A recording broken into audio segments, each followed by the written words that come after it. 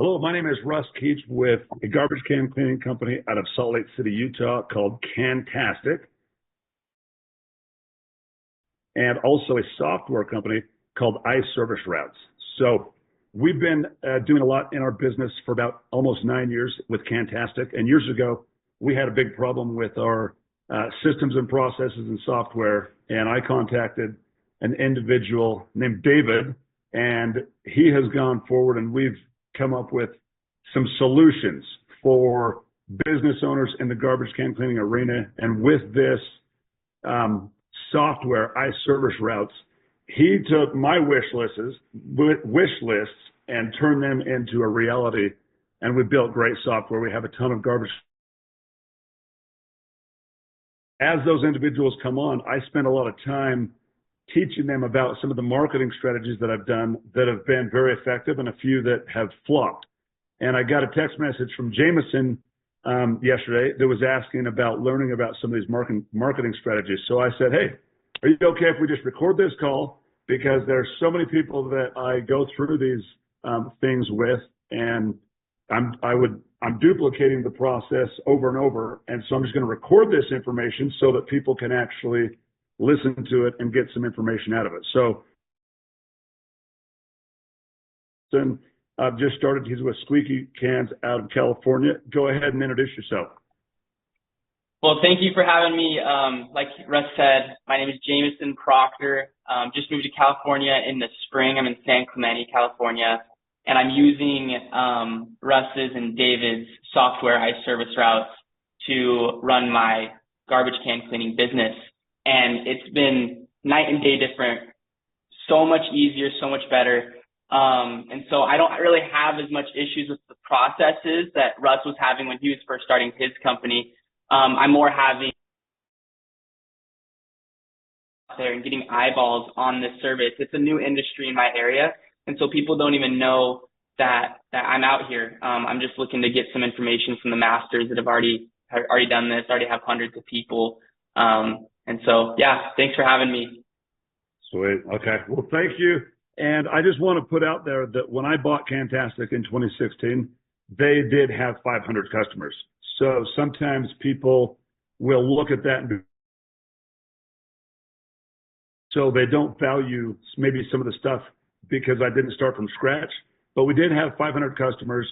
However, we've now got about 3,200 active subscriptions. So we have built it and we've tested some things. So the first thing I want to throw out there is when I first started, I've been in several different industries. I used to be a landscaper.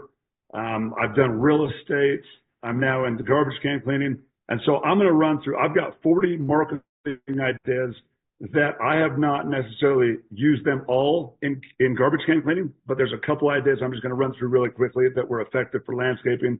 They were effective for real estate, and they could be used in the garbage can cleaning arena, but it might be different in some markets. So the first thing I want to talk about is when somebody gets started in our industry, they need to set up a business entity, bank account, website, logos, Google reviews, merchant accounts, so you can process credit cards from your website, and then set up SEO, search engine optimization. Now, all of that information I just threw out was the first bullet, but that could all be covered in probably a 1-hour call.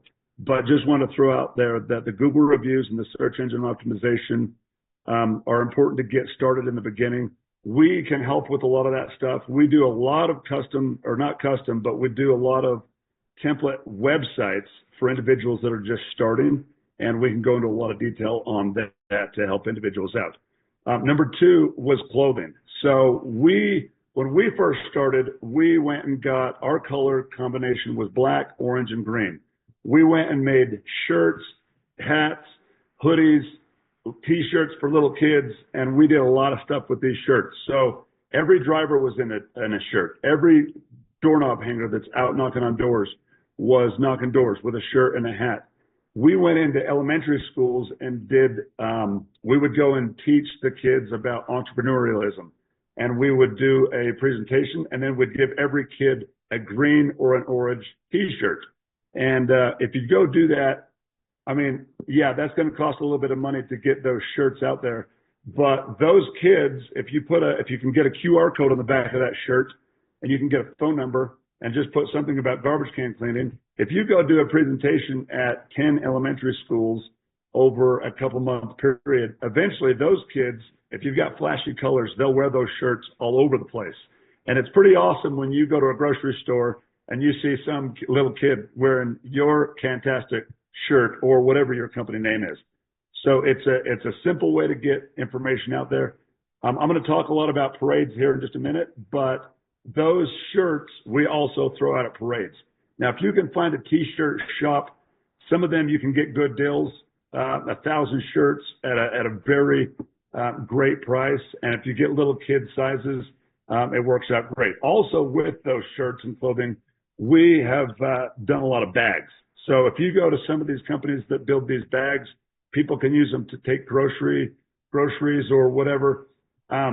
Those bags, you'll see those. People will carry those all over the place. Throwing those out at parades is also a great thing. It's got your logo on it, your phone number. And my son actually went to Taiwan this last year, and we sent him with a couple hundred of those. Well, we just needed to get rid of them because we had so many. And so now Cantastic is going to spread all over Taiwan. It won't really matter, but it's just good stuff. You got to get that name out there with clothing. The next thing is with all these marketing ideas, when I first started, I was just kind of like a loose cannon. I was out there just doing whatever. We came up on my screen. I'm showing a URL system that is accompanied with QR codes. And this is going to tie into almost everything that we talk about today. So these QR codes these were built because of a fundraiser. So a fundraiser is another option for you to go out and generate leads. So we had a cheerleading team. A coach called me and said, we have 33 cheerleaders that want to do a fundraiser. And we went down, we went into the gym, we did a presentation, we told them all the details, but we handed them a piece of paper and said, here's a piece of paper, this is a sign up form, you're going to go sign people up, name, phone number, email, all the information you need. And, from 33 girls, we were like, we might get 15 orders. Well, guess what? We got several hundred orders. These girls went out, they knocked on doors, they called their grandma, their aunt, their cousin. They got a hold of people that lived in our service area, and they signed up hundreds of people. When I went back in to talk to the teacher, the coach, she had mixed up all the money in one pile and all the orders in another pile. And right away, I knew we were going to have a little bit of a problem. Well, I looked at all the order forms. We were missing addresses, garbage days, email addresses, phone numbers. So just needless to say, over the next 2 weeks, the PTA president went through an excruciating amount of pain and suffering to go and figure out who order was what person had paid. And it was really a train wreck. But at the same time, we got 200 orders. We actually got our logo on the school website. We had people seeing the logo for at least a month or two. All the kids log in, the parents log in to see their grades. It's on the front page. And then we also got a banner they put up in the gym of that school. And from that fundraiser, we gave them 50% of what they earned. We also took a lot of that. We took 50%, but a lot of the people signed up for one-time cleanings, but several of them set up for reoccurring service after it was over. So what did we learn from that? I went to Dave after that and said, hey, we got a problem. If we ever do a fundraiser like this again, we need a way to track these. We need a URL that we can give the coach that then can be turned into a QR code. So let's say I just set this one up as a fundraiser. This would generate a QR code. I can then email this to the coach. The coach can then make a flyer and give that out to all the students. Or most of our fundraisers that have been most successful have created a video that they have just sent out on social media. We've had people that have donated to these from out of state that didn't even want their cans cleaned. They just saw the video, thought it was cute, sent money in, and we've given them 100% of that cash. But with these QR codes at first, we had the ability to edit these on a commission basis, so we could go in and put a cash amount or a cash percentage on each service frequency, or each of the billing frequencies. So we went through and made these 50% for each of these fundraisers. It worked out great. It went well. But then after that, I was like, you know what? I need to make 10% commission fundraisers for my drivers and then for my kids. And then from there, it just turned into my neighbors. And now it has actually turned into you can turn every customer into a marketer and create custom URLs for every single one of your customers to earn either credit or commissions, or credit or just commissions for themselves as a customer. Because our customers are talking about us all the time. Every time you go to a restaurant, you're telling your friends and neighbors about how great it was. But do you ever get a coupon to go back to that restaurant? No. People are talking about your service. It's so new to your industry or to your area, they might as well get paid for it.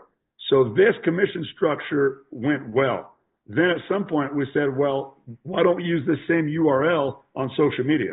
You can take a link now and turn it into a discount, a cash amount, a cash percentage. You can set up a minimum. So now you can go and tell somebody you can have 20% off your first cleaning, 50% off your first cleaning. You can do 20% off your first year. There's a lot of different ways you can do this. And when you go through our order page, all these commissions are set up. So I'm going to go through just real quickly and show you a couple examples of some resellers that we've set up for people. And then as I do this, I'll just tell a few stories that go along with it. So every time somebody goes into one of these resellers, we'll just go to the back to school one. So let's say I've got probably about 10,000 plus customers in my enterprise. 3,200 of those are active. Just a little over 7,000 are archived or inactive.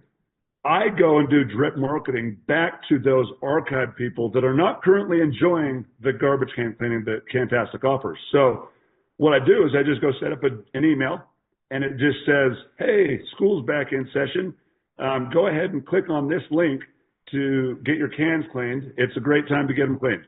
I mean, that's not the exact message, but the messages are simple. The link is embedded in the email. The customers come and click on it, and this shows right here, 573 clicked on it, 65 placed an order, $9,770.16 was generated, and then these two columns will show you the earnings, if it's a commission you pay out, and then this is what is due. This one was set up with all zeros.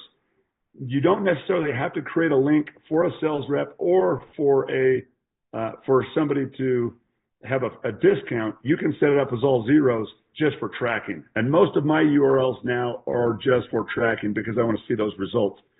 So this email just went out, school just started just barely a couple weeks ago and generated just under $10,000.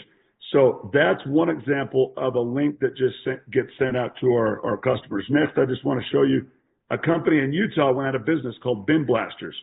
So I created a URL, sent an email out to his customers and said, hey, we just purchased Bin Blasters. They just went out of business. Who wants to get set up?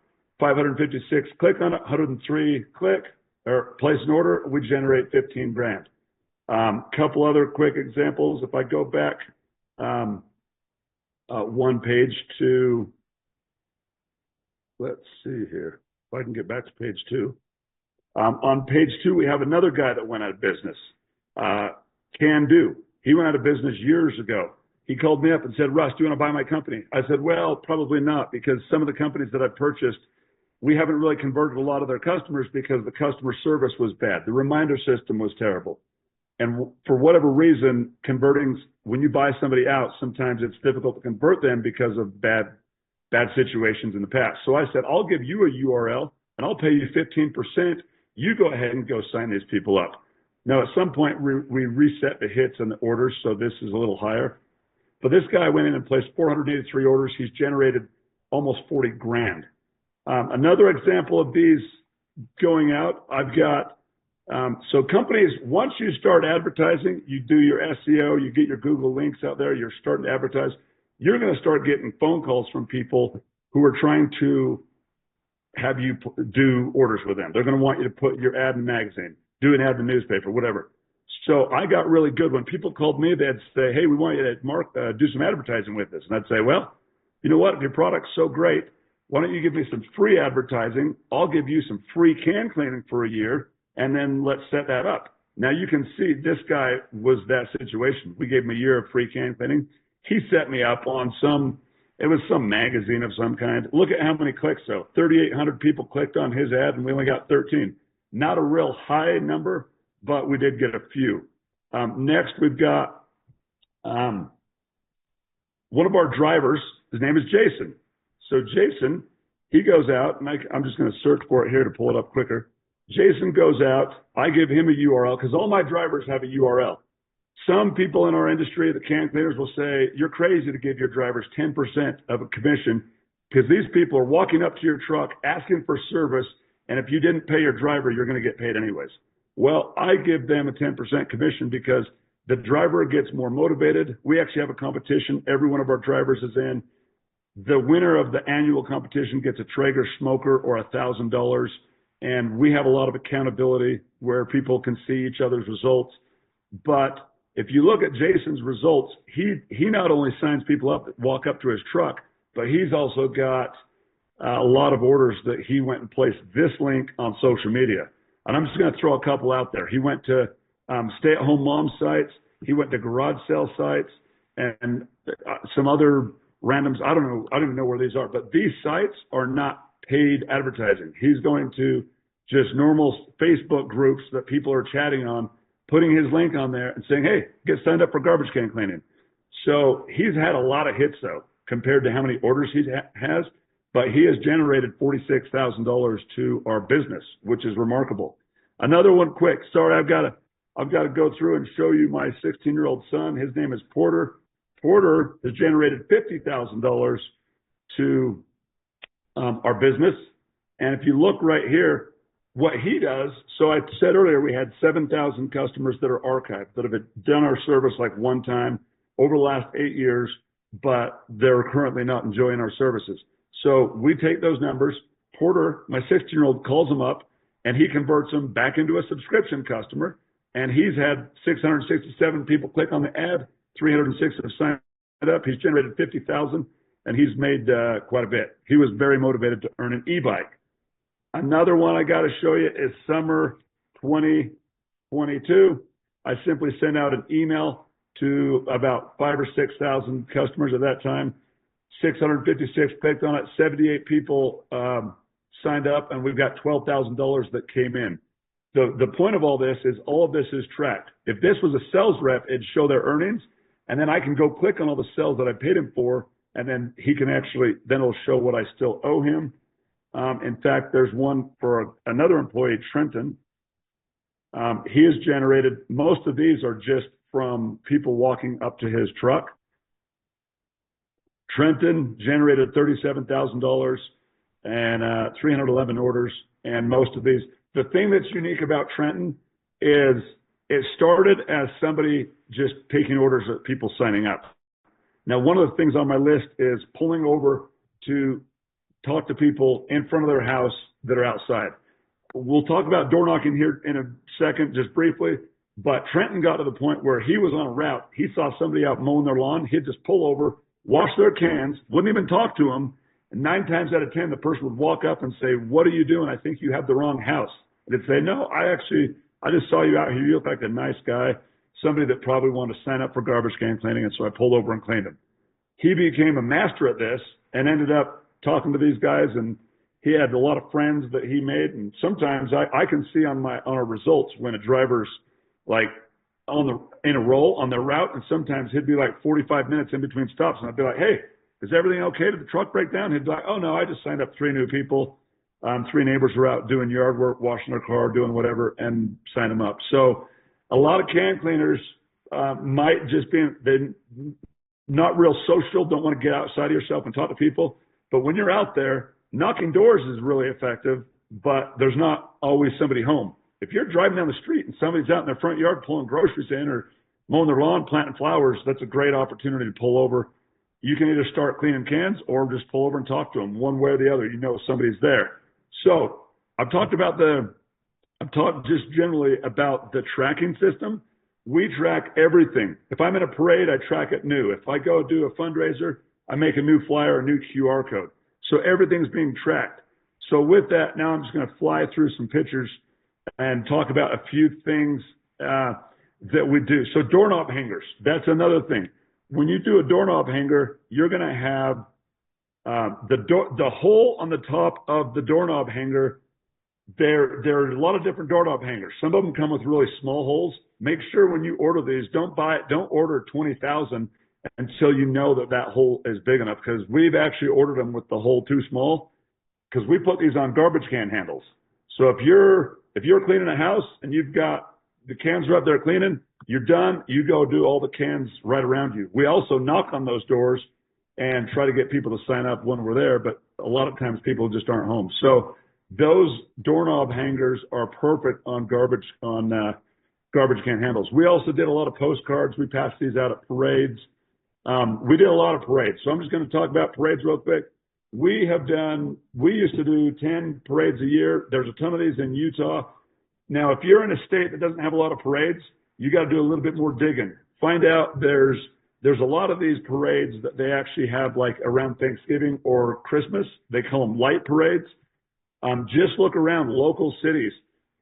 Call the city council members. Call and find out when their parades are, because most cities have some kind of parade. And a lot of you are thinking right now, I don't want to do a parade. Well, guess what? If you go get in the parade, yeah, it does feel pretty cheesy sitting in the truck and waving at people.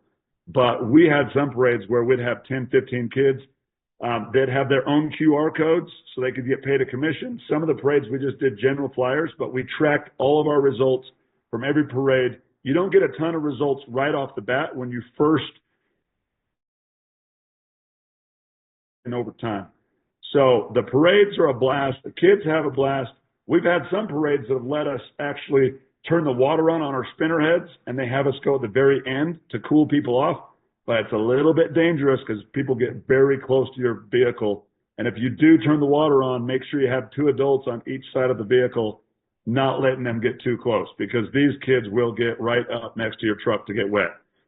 Next thing I want to talk about is when you're out on a route, you got to be taking crazy pictures of stuff. So if you see a lady out cleaning her windows, just pull up and be like, hey, I'm cleaning garbage cans today. How would you like to be in a Facebook post?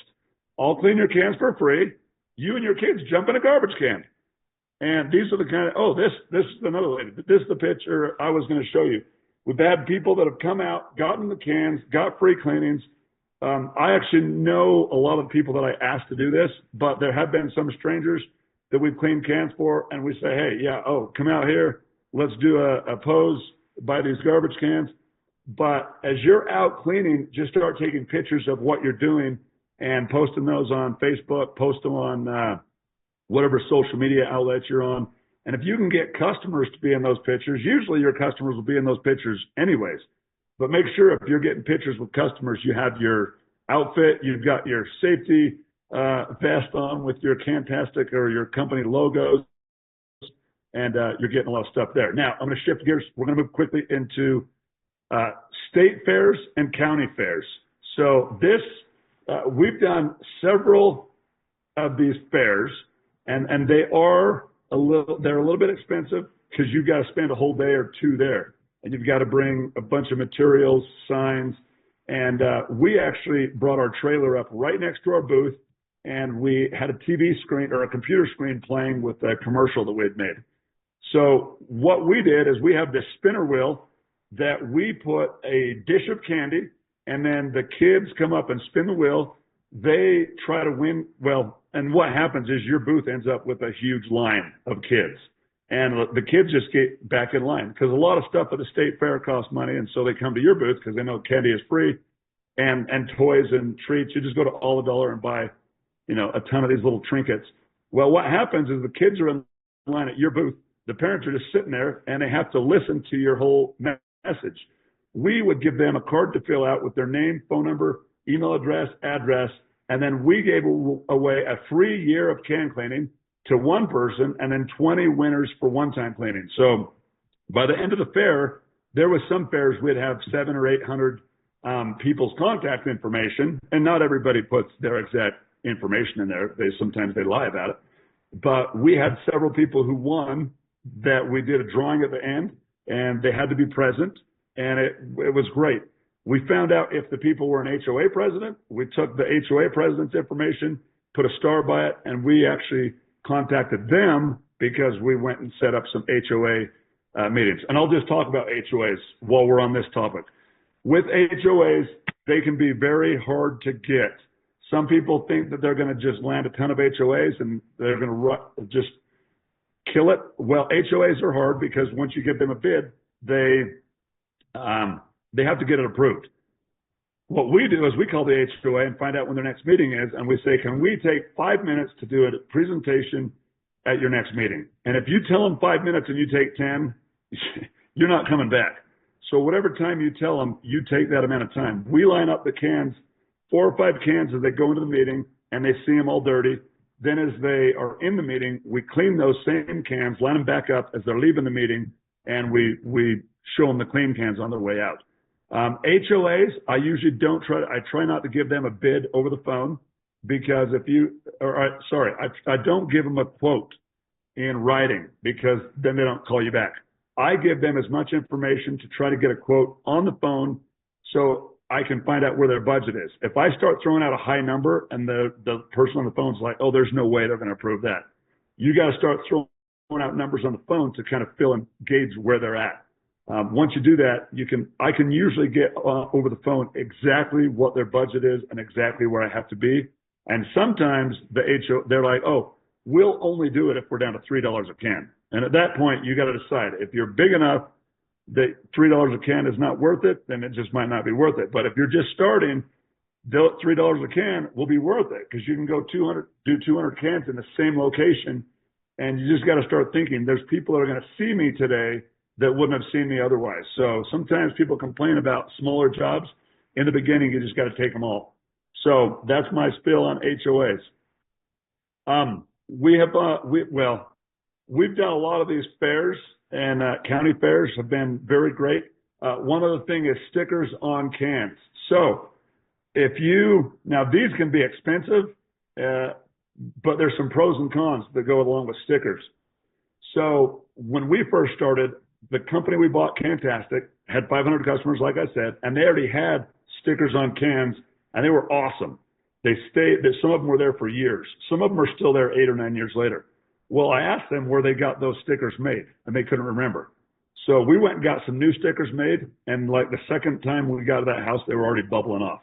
And they were expensive. They were like $2 a sticker. So we actually found some place to make good stickers, and we put those stickers on a can mainly for branding and marketing, for neighbors to see them, but we also put them on there because our drivers were having a hard time tracking down the can.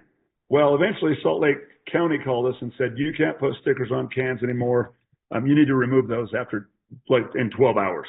So it became a hassle. We were out trying to remove stickers, and it was difficult. We've actually replaced stickers by collecting serial numbers or can descriptions in our software, in our driver's notes, so that the drivers can identify them quickly. But for those who are doing stickers, one of the advantages is your drivers can identify them fast. But the disadvantage is one neighbor's a can cleaning customer, and the next neighbor they cancel, and another neighbor signs up, and you don't have a sticker on that can.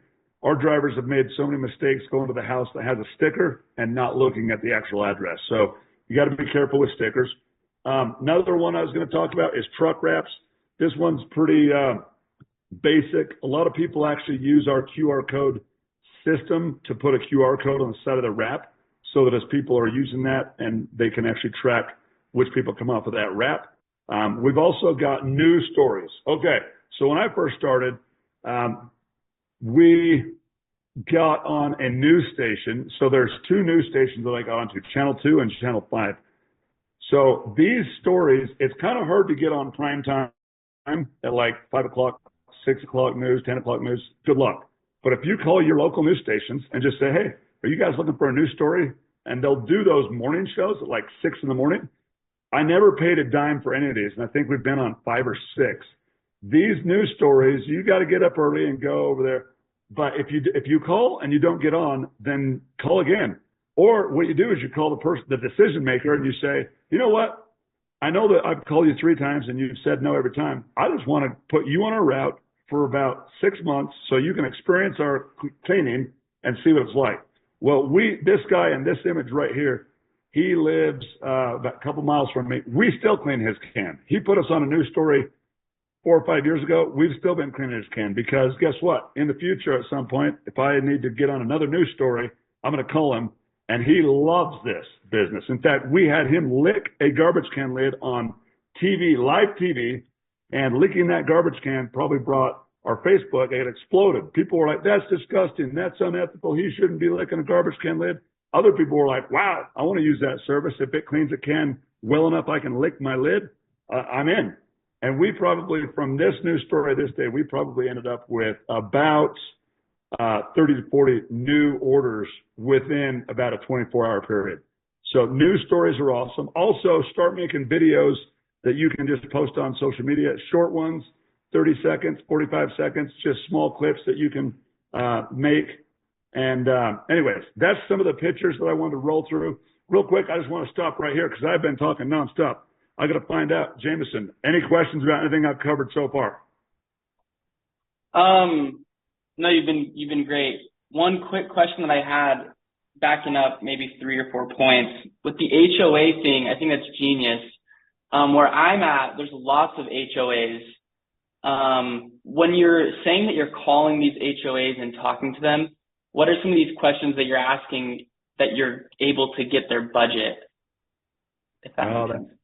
Yeah, that's a great question. Most of the HOAs, first of all, the way I get a lot of their phone numbers is from real estate agents, because it's kind of hard initially to find out who the HOA presidents are. So I had a few buddies that were that were real estate agents that were like, oh, I know like 20 HOA presidents, but I didn't just say, give me their number. I said, well, get permission first. I don't want to just be cold calling an HOA member. But I found individuals that did give me permission to call them. And most of the HOA members, we would just put them on a route because we wanted them to experience our service. And then they would start to float the idea to the rest of their board at their meetings that there's this garbage can cleaning company. And one of our best HOA presidents actually called me once and said, hey, we've got a pool that has a cork board. Can I just hang like 40 of your business cards out there? Oh, yeah, sure. And so the next time we're there, I think we actually mailed them to her because she wanted them right away. And then she also said, we have an email blast that goes out. Do you have some marketing information I can email to all of our residents? And sure, yeah, we'll send that over to you. And then that got me thinking I need to start contacting more HOA presidents to ask them about the pool corkboard and do an email blast. But most of the HOA presidents that call and they already know they want the cleaning, they kind of have a general idea of what they want to pay. So I normally just come right out and say, hey, our one-time cleaning is $45. If you have 200 cans, it's going to be this much money. And right off the bat, they're just like, oh, that'll never fly. And then they just try to get the phone and say, you know what, just send me a quote. And at that point, if you just hang up and send them a quote, you're never going to hear from them again, and it's going to be hard to get a hold of them. So that's when I usually start throwing out there, well, you know, since you guys have 200 cans in the same location, we could probably do them for $20 a can. And then they'll just tell me straight up, yeah, 20 times 200, that's just not going to fly. Oh, would 15 work? I just keep coming down, but not too far. I don't want to go all the way down to $3 yet. But I usually just keep coming down, and then they'll usually start saying, you know, that's more in the ballpark. So I haven't ever come out right out and said, what is your budget? Maybe I should start being a little more direct. But I usually try to do it pretty low. If I'm approaching them, I'll usually start pretty low and just say, hey, look, I'm just getting started. I just want to get my name out there. We have done HOAs at $5 a can. And when you're done, you're kind of thinking, man, what did I just do? But you know what? Then 3 or 4 people sign up in that neighborhood like 3 months later because you cleaned their can once and now their can is dirty again. It's got maggots and now they can't handle it. And they're customers for life. But the thing that's hard is, yeah, you got to wait a couple months for their can to get dirty again. So. Right. That's really good. And then I had one more. I just wrote all that down, so thank you. And then when you talk about parades, is there a fee to get into these parades? I know it's probably different all over the nation, but for you, have you seen that there's a price associated with getting in the parade? Yes, there's a lot of parades that are free. The great thing about Utah is their parades some of the parades start as early as May, and we've got this pioneer theme, and these parades go all the way till Labor Day. So they just finished up a few weeks ago for us. So a lot of them, if it's a smaller city, they're usually free. And some of the smaller cities, and we actually built a spreadsheet that had a whole list of all the parades. We had the dates. We knew when every parade was. In fact, we've done sometimes 3 parades in one day, and we sent a different driver to 3 different parades with different people to pass out flyers. But the smaller parades are typically free. The bigger parades are a little bit more expensive. I think the most I've ever paid for a parade was like $200, but it's a big parade, and I think we put out over like 15,000 flyers. The average parade was about $25 to $50. But again, if you call some of these smaller cities, they're going to find out what you do, and most of them are actually pretty excited because the parade coordinators are looking for some variety. They're looking for something a little bit different because they've had the same thing in their parade for all these years. But make sure to find out some of the parades you can't throw candy, you can't throw frisbees and shirts and buttons. So you got to make sure to respect those rules because you don't want to throw a frisbee out and get in trouble for hitting something instead of the head. Yeah. Well, yeah. Thank you. I appreciate that. I'm good on my end so far. Thanks. Okay. So I'm going to keep hammering through my list. Another one of the items on my list is a warm market. So a lot of people first get started and they're like, okay, I got my trailer, I got my website, I can take credit cards. What do I do now? Well, I call it warm market. You sit down, you write a list of everybody you know, the school PTA president, the guy that owns waste management in your area. You know a guy that fixes tractors, a diesel mechanic. You got an accountant. You got all of these people that you know already that are business owners that you can start just calling them up. Hey, you know what? I got this. I want to come do a free cleaning on your cans. And maybe you don't tell them free. Tell them 50%. It just depends on how well you know them and how much service you want to do. But if you start going to people that are your warm market that you know well, the thing is you want to get your vehicle out there cleaning cans, even if you're out cleaning for 8 hours, somebody is watching you. You look around when you're cleaning cans, there's blinds peeling over at this house. Somebody's looking out. They see this machine, steam's going in the air. People are always watching you. They're pulling in their driveway.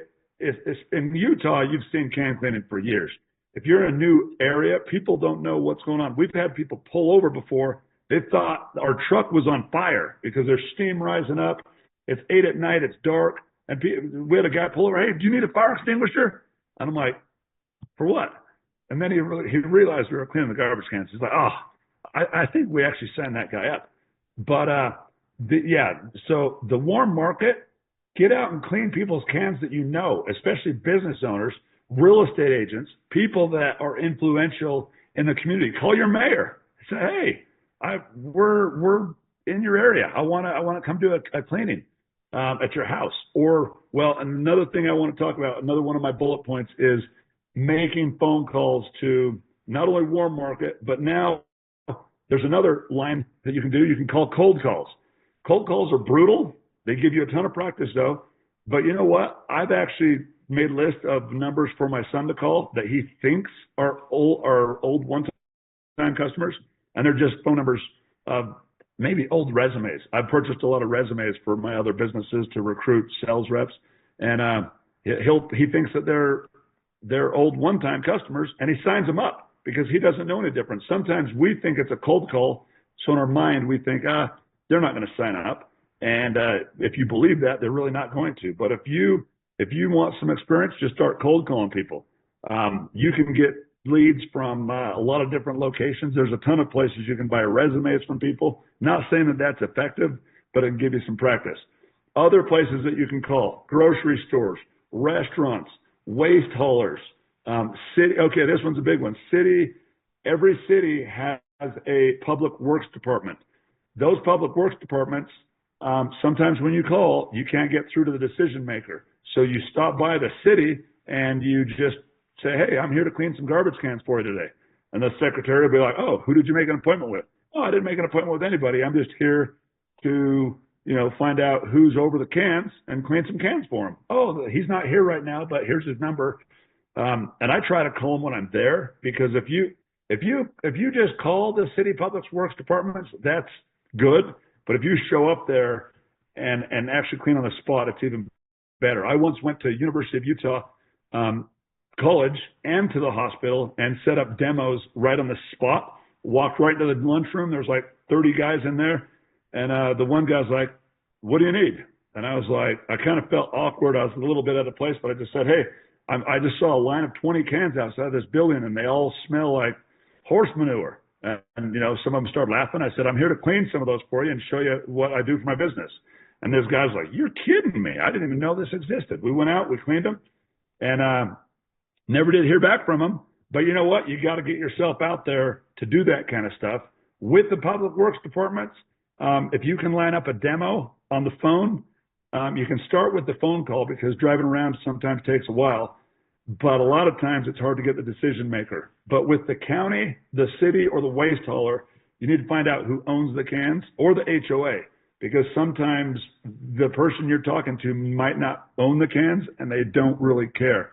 So that's really the first question. I know some counties in Utah, the county owns every single can. Others, the city owns every can. And then others, the waste hauler provides those cans. So that's something good to find out about each one of your cities, so you can start targeting the person that's in charge of those cans, and then go start setting up demos. We've got one city in Utah. I won't throw the name out there because my competitors could eventually watch this video. But we've gone and done demos and left stacks of business cards. And to this day, 4 or 5 years later, we still get phone calls. People say, oh, this lady from this city, we called to get a new can, but since our can isn't broken, they won't give us a new one, but they gave us your phone number. And we've got multiple cities that give our company name out, because we've done a free demo. And even better, if you show up to do that demo with a box of donuts, a $5 box of donuts, maple bars wrapped in bacon, you're going to get a few people that are going to remember you. So phone calling. Any questions on any of those people that you need to be calling? Okay. So with the calls, I've also called a ton of grocery stores, because you now have a garbage can cleaning system and a power washing unit on it. So we have done dumpster cleanings around grocery stores. We've gone to Lowe's and Home Depot and done cleanings for the storefront. We have a surface cleaner. I don't actually love doing power washing, but when I first started, I wasn't busy every day, and I wanted my guys to be busy. I wanted them to get 40 hours a week, and I wanted to make more money. And so if you've got, we've had some people that have actually gone into garbage can cleaning, and they've got fleet contracts washing trucks and are cleaning more trucks today than they are garbage cans. So as much as you probably don't want to do power washing, in the beginning, it might help you make your truck payment. So as you call grocery stores are great, because a lot of them have like 20 of the garbage cans we clean sitting behind their store, especially for all their food waste. There's also a lot of food waste companies that have these garbage cans, and you just got to start tracking these people down to talk to them. I'm going to talk about a couple other things. We already talked about Facebook. We could do an entire call on Facebook. We're not going to have time to get into that today, but we've talked a little bit about that. Business to business networking. Okay. So every city has a business to business networking group that is free. Well, at least everyone I've checked into is free. If you just call your city and say, hey, I just started a new business. Do you guys have a business to business networking group? Yep. We meet every Thursday. Now, there are other business to business networking groups that may charge you a monthly fee, but the bottom line is you show up at a meeting, you listen to other business owners who get up and present their message, they give their pitch. And so you want to get really good at giving an elevator pitch, a 2-minute commercial, and sometimes I'll give you 5, maybe 10 minutes. But at the end of that, you want to deliver what you do. We're a commercial garbage can cleaning company. We show up at your house. We clean on a scheduled monthly, quarterly, bi-monthly, one time, and we take the wastewater with us, and we provide excellent service. Who wants to sign up today? So as you go to these meetings, you'll start to get people signing up for your service, other business owners. But what happens is you end up starting to do trade work with them. And trade work, I'm going to talk about trade work right here at this same time as the networking groups. These networking groups, you can develop some great relationships from them, but you also want to start using their services. So if there's a plumber there, call that plumber, use him for services at your house, or the electrician, or the HVAC contractor. And then at the next meeting, they stand up and they talk about how you called them to use their services. And as you start using other businesses in your community, you start to they start trusting each other, and it's a great way to build yourself up. Like I just got an email from my city last night, and the mayor is doing a podcast in my city, and it said there's a slot open at 3 o'clock this Friday. So boom, I went in and signed up for it. It doesn't cost me anything. I don't know who the audience is, probably everybody in my city, but I'm going to be on her podcast. Start looking for opportunities through the city you live in or other cities. When you call to do their public works cans, ask them if they have podcasts or Facebook posting. There's a lot of free stuff on city websites for business owners that you've just got to check into. With trade work, I want to hit that real quick. When you're first getting started, you've now got a truck or a trailer, some equipment that's wrapped. On the weekends, that thing should be parked out on the corner at McDonald's at the busiest intersection in your neighborhood. I know I should have asked for permission first, but sometimes I just went and parked my truck on the busiest intersection, and it would stay there for like 2 days. And then I'd get a phone call. Hey, what is this truck doing on our corner? It's blocking 7 of our parking stalls. Oh, I'm sorry. I'll come down and grab it. Oh, by the way, are you interested in having some free garbage can cleaning? Pretty soon, I've got the owner of that franchise signed up for can cleaning, and we're just showing up monthly. I've got people I'm doing services for, my accountant, or I've got other mechanics, people that you need in your business. You should be doing trade work with them and cleaning their garbage cans. So whoever services your machine, your Pressure Pro power washer, or your burner, or who's ever doing your brakes or your oil changes, your mechanics, whoever's welding. I know you have new equipment, Jamison, right now, but eventually when something breaks and you need something fixed quickly, you're going to want to have a bunch of people in your phone that you can call quickly, because when your equipment breaks down, you can't afford to just drop it off at some place for a week. And that's what most of the companies out there, they're like, oh, just drop your machine off. We'll weld it when we get to it. It's like, well, if you've been cleaning their garbage can for 2 years, this welding company, and you say, hey, I need something welded, boom. They'll be like, pull her down here and let's get her welded right now. And those are the kind of relationships that I'm talking about with trade work. Also, car wash owners, if you can start calling car wash owners and just find out if you can do any power washing at their buildings, because that's a great place to dump your water. Car washes have an oil separator underneath them. And as long as you have permission from the car wash owner, you can dump water there.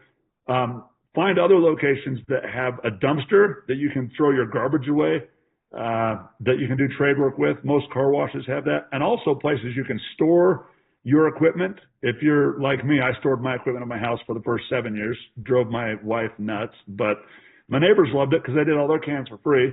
And, some of them might not admit that they had to see those ugly trucks and trailers in my neighborhood for that many years, but we cleaned their cans for free, so they had some benefit of having to look at those ugly things. But if you can find someone to do trade work with that you can store your equipment there, at least short term, don't go buy a business building. Don't go rent office space. Be smart in your business decisions early on and put that money either into advertising or some kind of marketing to build your business rather than paying for storage or some place to dump your garbage. There are so many businesses out there, and there's somebody out there where you can park your truck, you could probably fill up with water, and you could do trade work with, because you can now do power washing at their house or their business or whatever. So you got to be like a machine. Once you get into this industry, it's got to be like a battle. You're on the front lines. You're doing everything. You're passing out business cards when you're filling up at the gas pump at the grocery or the store. You're at the grocery store checking out. You're handing business cards to the person that is checking you out. Tell them about your business. You got 2 seconds to talk to them. Instead of talking about stupid stuff like, hey, how's the weather today? Or, some of those generic talks, just hey, you ever had your garbage can cleaned? What? Yeah, here's my business card. Look us up online. If you call me today, I'll come do it for 50% off or whatever. It's got to be all out war, battlefield, all kinds of different options on getting your word out there. Any questions so far, Jamison? Should I keep going? Okay. So another thing a lot of people do is they put sticky pads on garbage can lids. So you'll be walking down the street, and you can get these notepads made with sticky pads and just put them on all the garbage cans all the way down the street, or any kind of advertising you can hang up the garbage can. You can do, okay, I've already covered that. Joint ventures. If you can find, well, I'll talk about joint ventures and fish bowls at the same time. Joint ventures, if you can find someplace that you can actually figure out if they have a customer list already. So let's say you find a window washer and you say, hey, I've got 300 customers, you have 300 customers. I'll let you email your group and I'll give you a URL that can track all the results, and that will, that can generate you some money or some free service. And I'll do the same with my folks. I might email them and tell them that I've got this window washer and we can do some type of a joint venture. We did another one with a private school where we give them a URL, and at fundraisers, the URL is usually active on a very short amount of time period. But with this private school, they just wanted it to be active for a year. They wanted to email their people. They already had thousands of parents that they were going to send an email to, and that went out to them. And then as people signed up for cleaning, we ended up giving them, I think, like 30% of all that income back. And all that went to their band. They wanted to buy a bunch of new instruments for their band. So joint ventures, if you can find somebody with another customer list, perfect. And also real estate agents are great. Start calling them up. We've had real estate agents call and buy like 10 one-time cleaning would normally be $45 for us. But if a real estate agent says, look, I want to buy 10 or 15 or 20, we'll discount it down, maybe even 50% off, because they're going to go leave your business card and they're going to try to arrange for you to come like a day or two before they move in. So when they move in, they got their cans clean. They walk in the front door, there's a pan of chocolate chip cookies waiting for them. But some of the real estate agents, they're awesome to work with. So get a hold of them. Fish bowls, I mentioned those. So if you know any restaurant, we call them fish bowls, but you don't necessarily have to get a fish bowl. If you go if you have a friend that owns a restaurant or a mechanic shop, you just take in a big bowl or container of any kind and just make a sign that says, enter a drawing to win free garbage can cleaning, either for a year or just a one time. Maybe you give out 20. You know what? We've done this before, and you give every person just a free cleaning just for putting their information in. Well, we've done it before where we only get like 7 people. And most restaurants will do it where you put your information in and they draw a name and then you win like 3 free meals. But depending on how you make your sign, you can really set it up any way. But if you get a ton of leads, then you don't want to give every one of them a free cleaning. But it gives you a whole bunch of people that you can reach out to and start adding up into your leads and then emailing drip marketing information. So they can be effective, especially if the person working at the counter is a friend and they can remind people about it. Another thing while I'm thinking about it is there are a lot of businesses that will let you put, the little container you put your business cards on and you can put it on a counter. So there's like 100 in there. You can actually, I've put those at like Ace Hardware. I put them at local gas stations.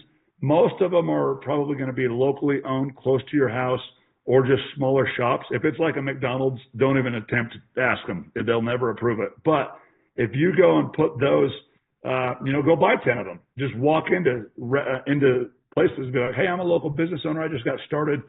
Would you guys be okay if I put 100 cards here on your counter and then I'll clean your cans for you? I've done that several times, and then I forget about it, and I go there to pick something up at Ace, and I'm like, oh, my card holder's sitting here with somebody else's cards on it. I didn't replenish them. So sometimes if you have to go back in and replenish them, they won't do it for you, but they will put them back on there for you. Okay, so we've got radio ads. Well, home and garden shows, and then we'll go to radio ads. So home and garden shows can be really effective, but they're very expensive, and they're a little bit time consuming. We don't actually, so the home and garden show, you can get a ton of leads from these places, but there's so many people that are just there browsing that they're kind of like the state fair where you just pretty much collect a lot of names. You get very few signups, at least that during that weekend. You probably get a lot more exposure and branding. But home and garden shows, again, can be effective but expensive. Radio stations. Okay, radio stations can be awesome, but they can also spread you out all over the place. We had a guy up in Oregon who did a lot of radio ads, and his routes were spread all over. My routes were like really compact, and he had 10-minute drives in between all of them. So you got to be careful with radio station ads. However, I went to a small town that I'm not going to mention the name, and I walked into a radio station, and we were just starting, and I said, hey, I'm looking for a way to get some information out to all your people, all your listeners, but I don't have a real huge marketing budget. And I was wondering if instead of me paying for ads, I could do trade work. I'll wash the owner's cans. We're talking to the owner. We'll wash your cans, and we'll wash all the employees that work for your station, all their cans. And it was around Christmas time, and we said, we will pitch it so that we'll build a card that we send out to all of them or an email, and it will state that this cleaning is a gift from you. And he was like, oh, perfect. I haven't even thought about getting them a gift yet. And we're talking, this is like 2 weeks before Christmas. So it's like, okay, let's do it. We'll give you a ton of email blasts and radio ads and all this other stuff. And we went and cleaned all their cans. And there was like 40 employees that worked there. Everybody had about 2 or 3 cans. It was a lot of work to get them done. But from that, probably 5 or 6 of them signed up for subscriptions. So that shows you that sometimes people just need to experience your service before they will actually sign up for it. But it was awesome. We did get a lot of people that signed up off the radio ad, but like I was saying, they weren't the ones like you love your route where there's 7 on one street and you just hit them all. But we were getting houses that are 5-10 minutes away. But you know what? Sometimes you just got to start somewhere. And if you get a house that's really far away, then you got to go knock doors out there and get it figured out. So real quick, I'll talk about door knocking. I'm not going to go into a lot of details on door knocking because we're actually going to do another video or podcast soon that covers door knocking in detail. But I'll just let you know right now that door knocking is not the funnest. You get rejected a ton. If you are going to knock doors, it's best to go in the evenings and on Saturdays when people are home. If you knock during the day, it gets really discouraging because after your 25th door you've knocked, you've only talked to 3 people. And so the thing is if you're knocking doors, make sure you're putting doorknob hangers on the doors. All of our doorknob hangers and business cards that we are putting out have a QR code associated with it. All the business cards that our drivers have a QR code associated with it. So everybody gets credit for any doorknob hanger or business card that goes out there. But door knocking, again, we've got an individual that just started using our software recently that in 4 months he's about 780 active subscriptions, again, in 4 months. So that's pretty remarkable. And we'll get back to you with more information about door knocking. But if you're not knocking doors, just start somewhere simple and just tell yourself, I'm going to just go knock 5 doors today, 10 doors, just something real easy so that it can get you into the rhythm of just doing that. And when I first started, I always did like 100 doorknob hangers a day, 100 business cards a day, and then 20 doors a day. Just because, at the end of the day, you're like, what did I accomplish today? At least if you do that every day, after one day, sometimes it just feels like it's not going anywhere. But if you do that every day for a month, all of a sudden you're like, wow, 30 times, 200 of those cards going out and doorknob hangers and all these doors, orders are starting to roll in and I'm starting to see the fruits of my efforts. So you've got to be a little bit consistent on that kind of stuff. Any questions at this point, Jamison? I actually do have a question. So I have 2 questions actually really quick. The first one, with your QR codes that you do you said that you have like individual QR codes for your drivers and for the doorknob hangers. Will you give your drivers like doorknob hangers and have them put them on neighbors' doors that they're not currently doing? And then how do you track that for the individual? Like if someone did sign up through the doorknob hanger, how would you track that for the driver if it's just like a sale or whatever? Well, that's an excellent question. So right when that driver gets signed up, we go literally to we'll go set up a QR code for him. And then we actually give our drivers 1,000 business cards when they start that has their QR code on there. And then everything is going to be tracked inside of their URL so that they can actually see a graph of all the people that they've signed up. They actually get an email every Friday that shows them their results. And I've actually had a few drivers who have called me upset. They're like, I signed a guy up last week because the email goes out every Friday. We send it to them end of the week. We did that specifically for coaches because they wanted the team, they wanted the email in the afternoons on Friday. So we have it set up, and the driver will call me, hey, this person's not on my list. And I go and look, and sure enough, that person, the driver gave them the card, but the person went to cantastic.com, and the driver didn't get credit. So I just simply go right in there. I go right into the URL system, move it over, and then it shows up on the report. And they're like, okay. So yeah, once in a while we do have somebody who doesn't click, like, because some people don't know the QR code, how to scan it on their phone. So I always tell my drivers, hey, if somebody, like, you gotta, some people, not everybody knows how to scan the QR code, so you need to show them on your phone how they scan it, because some people don't realize, they don't know how to do it. But it does track everything. And then as you pay them, so we usually pay them out. Sometimes they want it monthly, some quarterly, sometimes we pay them out at the end of the year. So if somebody says, look, I need $1,000 of that, I'll just go click on $1,000 worth of orders, pay them the 1,000, and then it keeps track of how much I still owe them. So it works out pretty well. Cool. Second question I had, you've talked a couple times about schools and working with schools and teams, like you said, for fundraising. How does that go in getting in you just go up to the school one day and say, hey, do you need any, are you fundraising for anything? Or like, how does that kind of go, getting in touch with schools and getting things set up like that? Oh, that's an excellent question. I just actually, so we had the first person who contacted me was a cheerleading coach, a 9th grade cheerleading coach. And then she actually gave me all the phone numbers of all of her friends that were cheerleading coaches at other middle schools.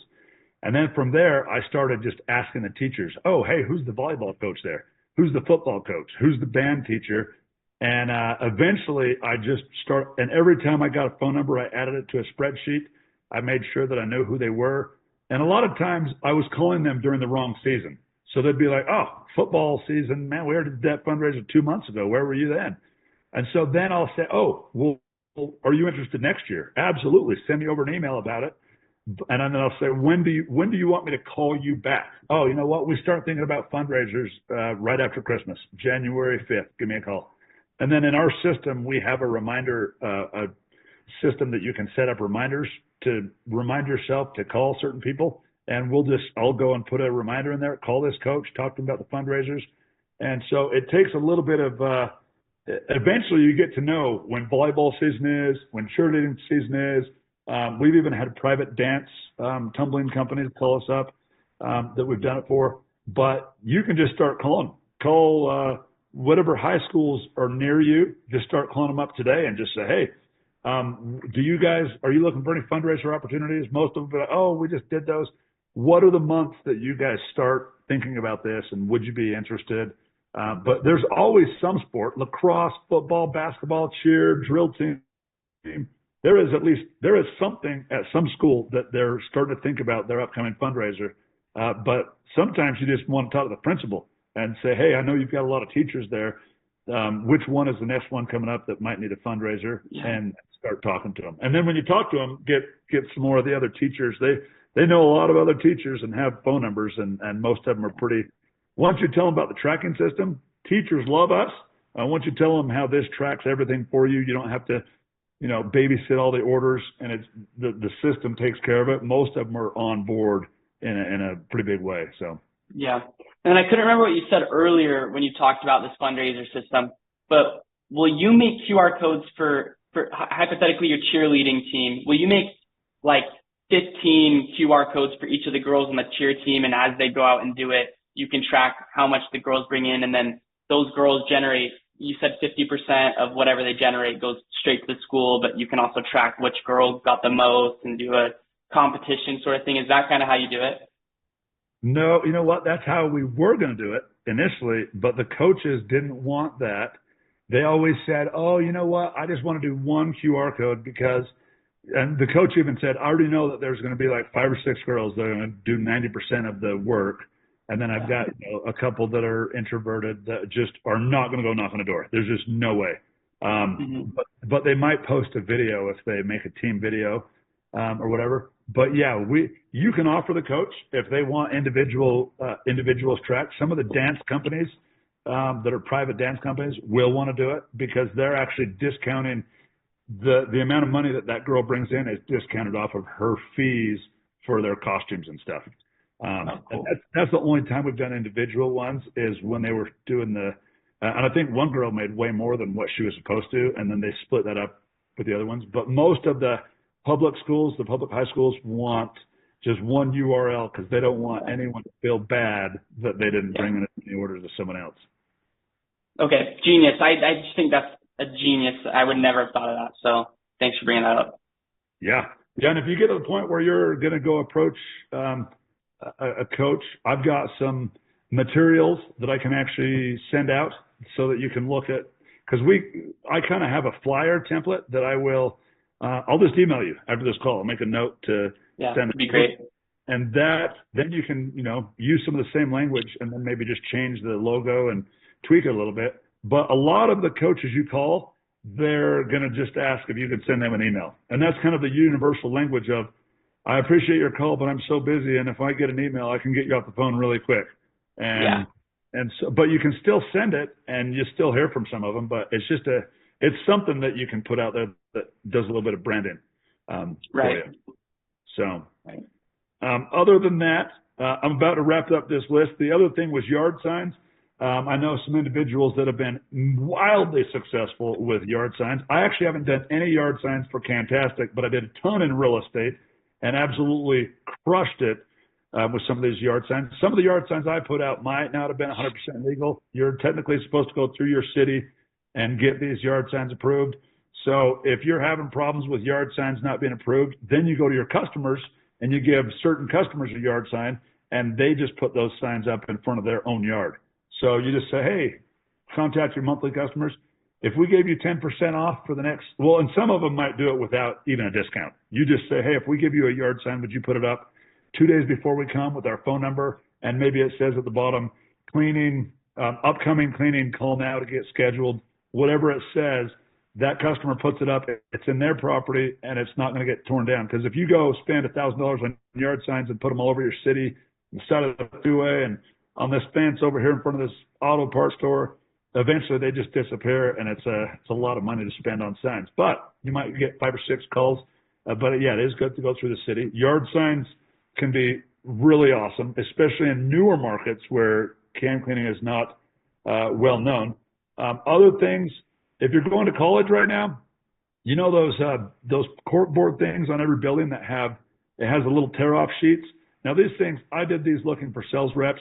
But you can go ahead and just put a little ad about can cleaning, get it approved. They're normally free to students, and just put in their garbage can cleaning. Call today. Have phone number tear-offs at the bottom. Most students aren't going to pick one of those up, but some of the professors might give you a call. It's just it's a cheesy one, but it's a free one. And if you're going to school right now and you're at college campuses, you might as well go get one of those put in every single building on campus. Or if you know any students that are going to college, give them 20 of them and tell them to pay them $40 to go put those up all over the place. Newspaper ads. Newspapers are kind of out of date. I don't even know if they make newspapers anymore, but we used to do a lot of that in real estate. Also, advertising on the side of buses can be very expensive, but it can be very effective to get your brand out there. Also on the back side of benches, when benches, you see these bus benches and you see a lot of these benches at golf courses that people have ads on. Golf courses are also another place. By the ball washer, if you're into golfing, you can put an ad on there that talks about it. Those ones aren't really expensive, and you can also do a lot of trade work with the owners of the golf courses where you're doing power washing for them or cleaning their golf carts or something, and you're doing trade work again, but you're getting your name out in front of people that are golfing, and people that are golfing, they like clean garbage cans. Everybody does. Anyways, I actually have 2 more. Wrapping a family member's car, which if it's a spouse, you better talk to them first, because if they show up at home and their Range Rover's wrapped, they might not be too happy. And the last one I saved for the end is magazine ads. And I saved this one for the end because I've had 2 experiences. The first one was awesome, but it was at the start, it was in July. It was hot. We got a bunch of ads off of it. But the second one, I spent $1,800 on a magazine ad, half page, and we hooked up our URL. We sent it. We got 7 people who clicked on it and 0 orders. So sorry, any of you that are magazine ad marketers that just heard that. I've had 2 totally different experiences, but the second one was in the fall. So that could have had a little bit of a bearing on it.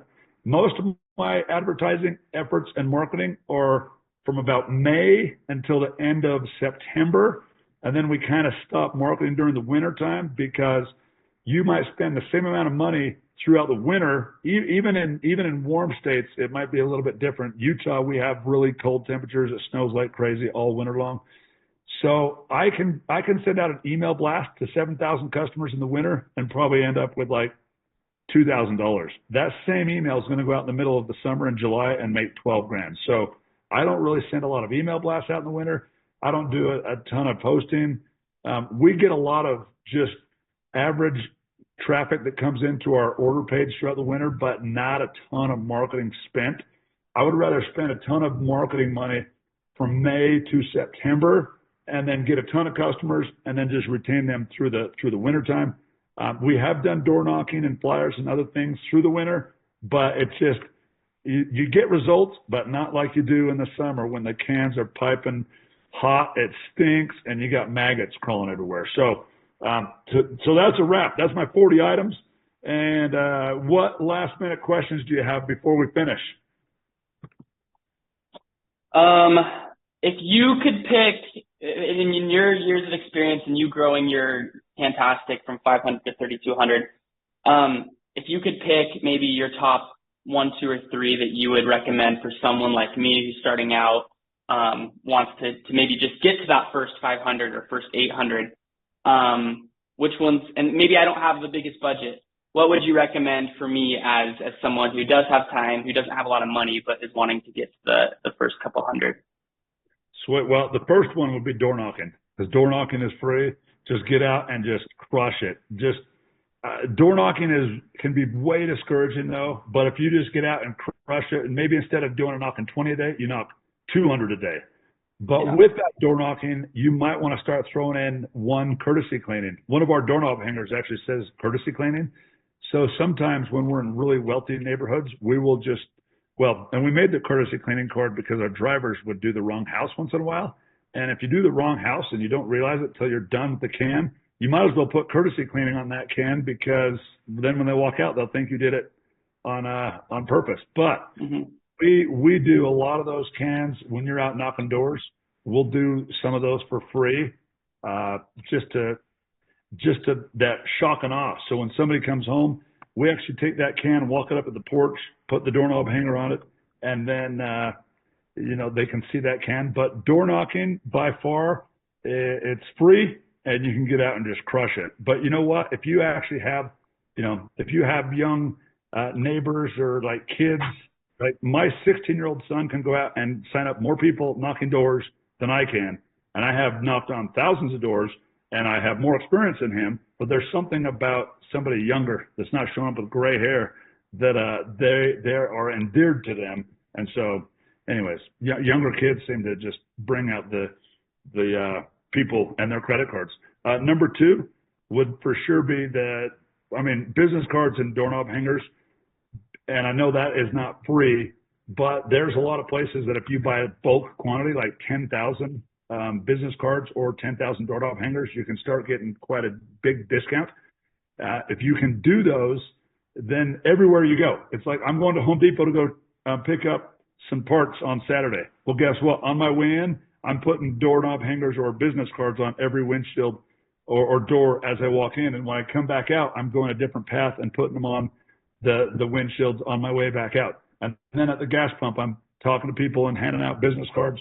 Pretty much that's going to become everywhere you go. Everywhere you go, you're putting out business cards. You go to a college football game, you better be putting out at least 100 as you're walking in, because you're passing tons of cars. And then you can also pass them out of the game. It kind of gets awkward because people are like, what? You walk up to people, you're handing out business cards. They're like, what is this? And it's got to say enough on it that they know what they're picking up. And it's not the most effective, but you gotta get that stuff out there. And the third one I would say is parades because it's so low. Third one, parades, low cost, and you just get a ton of flyers out there. If you can get a lot of kids that participate, we always take them out for Slurpees and pizza afterwards, and they all get a free shirt, of course. But from those parades, we have signed up. We have got so much branding out there from parades. So many people know about us because of these parades that it's ridiculous. And the amount of money that they cost is so low that it's you got to do them. But we're at the time of the season right now. We're at September, and you might not have that opportunity. But you can start checking out parades in the future. And I know you asked for 3, but number 4 would be fundraisers because it's so inexpensive. I mean, you can do fundraisers anytime. So, anyways, there's a top 4. Thank you. That's great. That's amazing. So much that I took down. Sweet. Okay. Well, we're going to go ahead and sign out from here, and over and out from Jamison and Russ from Cantastic and iService Reps. Have a great day, everybody.